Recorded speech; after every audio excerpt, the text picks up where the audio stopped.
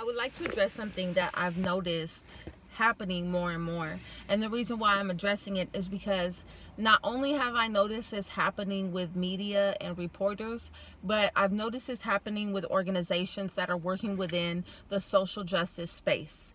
And that is the use of the word inmate. The use of the word inmate is dehumanizing. Inmate is what we were called on a daily basis while we were incarcerated. It is a form and a way of taking away your identity and labeling you as something less than, as if you don't deserve to be called by your name. You will be called as inmate. And me calling you inmate will be a constant reminder of the control and the power that I and this structure have over you. That's a quick breakdown.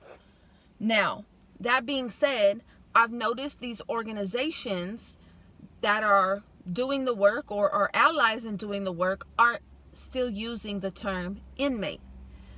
And I'm going to ask that you stop because it is harmful. It's harmful because it's dehumanizing, right? It detracts from what we're trying to do.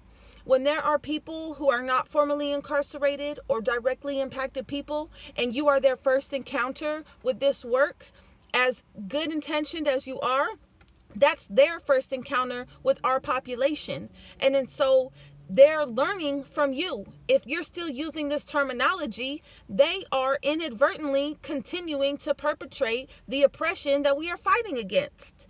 The same is true with the media. There are a variety of reporters out there who love to report on social justice issues, who are investigative reporters, who are willing to take on the unpopular stories. We appreciate you. We truly do. But you need to be cognizant of the verbiage and the words that you're using. Are you hurting more than you are helping? Are you continuing to perpetuate this narrative, this false narrative that we are less than, that although we are home, we are former inmates? Let's change this narrative.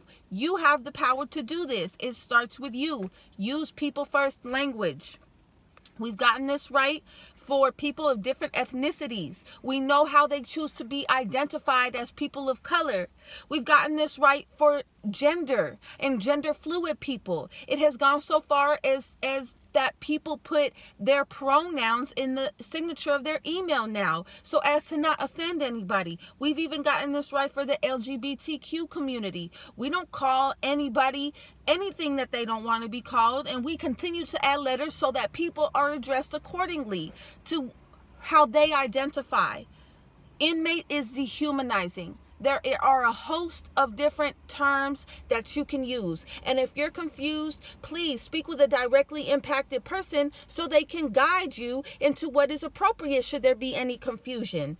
Formerly incarcerated person, a woman who was once incarcerated, a man who was once incarcerated, people being held captive, people victims of the prison industrial complex. Guess what? Whatever light you want to shed your story in, there is a description for you. Please let it not be inmate from here on out. Hold yourself accountable.